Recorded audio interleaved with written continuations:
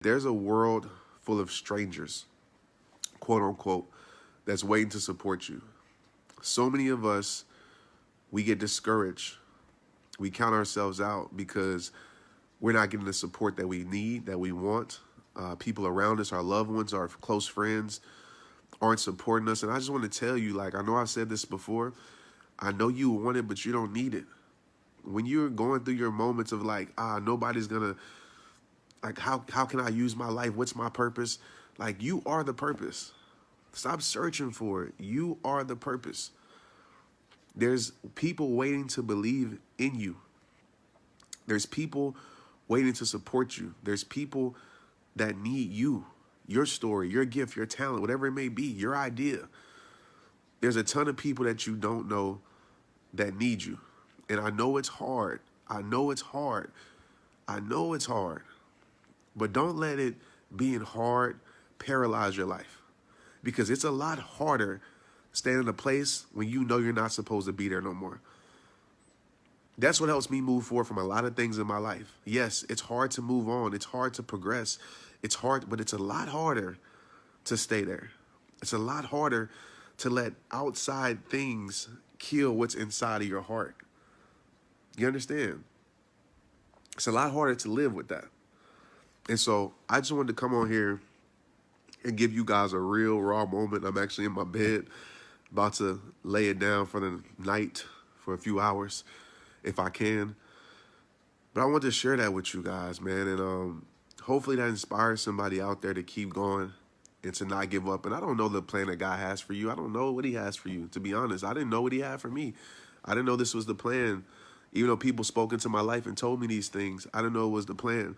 But once I realized it was the plan, once I realized this was the avenue for my life, I started to get visions of me speaking across the world. And I would share those visions with some people. And some people, you know, they kind of give you, oh, okay, but they really don't believe you. Some people didn't see what I saw.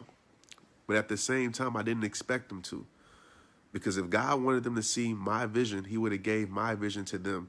There's a reason why it's my vision. There's a reason why it's your vision. Everybody's not going to see it. So when I told people I would go to Africa, when I told people I would go to Fiji, when I told people I would travel across the world, when I realized this was my life, a lot of people didn't see it. So when people ask me, are you surprised that you're in Fiji? Are you surprised that you got to go here or there? And I say, you know what? When I first started this, I would have told you, yes, I am surprised. But once I realized that this is what I was created to do, my mind was in these places before my body ever showed up. That's vision, right? So it's kind of like my coach in college used to, and throughout my football career, coaches know this. They always tell you to play the game in your head before the night of the game, before you actually play the game. So go over your plays, run the route, right? I used to always hear this. I remember you can find this video on YouTube. I was playing against Texas. I went to Baylor. This was in 2006. Man, that's a long time ago. This was in 2006. And we put in this play against Texas. It was on TV. It was on TBS or TNT, one of those stations. And the whole week we worked on this play, right? It's kind of a trick play where I fake like I'm going to block somebody, and then I shoot up the field, and the quarterback throws it to me. So we've been working on it the whole week. My receiver coach kept saying, he said, play this play in your head. Go through the play. You're going to the huddle. You're breaking. What do you see? How are you going to fake like you're going to block them? What are you going to do? How are you going to feel when you score? He kept telling me. And I play it over and over and over. So I did. So when we got to the game, I felt like I've been there before. I felt like I've been there multiple times. Even though it was my first time physically showing up, mentally, I've already been in this moment plenty of times. To make a long story short, you can find it on YouTube. First play of the game, 67-yard touchdown. And after the game, people asked, was I surprised? And I was like, no, because I already played this in my head multiple times. And, you know, of course, you have to move from thought to action in anything. You can't just think it. You actually have to live it at a point. But it starts up here. You know, this is your greatest prison. This can be your greatest blessing or your greatest prison. The hardest battles you will ever have to face are the battles that take place within here. those mental battles, those silent battles. And I want you to keep preparing yourself, right? Keep preparing yourself. Keep showing yourself up here. So when it comes to real time in real life, you're comfortable. You know, when I speak now, before tonight, I've already played this 1,000 times in my head. What I'm going to do would make the world respect your greatness. What I'm going to speak about. How the audience is going to feel.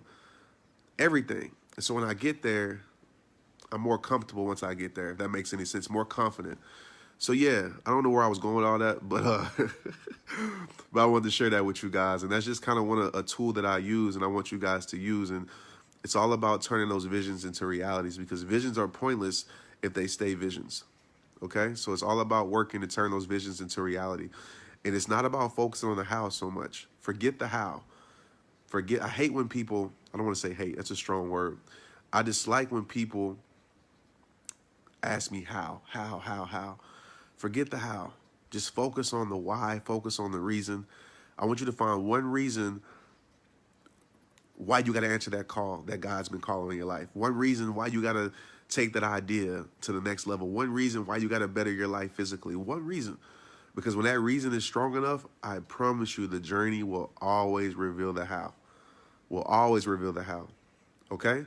Too many people focus on the how and don't focus on the who, and don't focus on the why. Let's get it.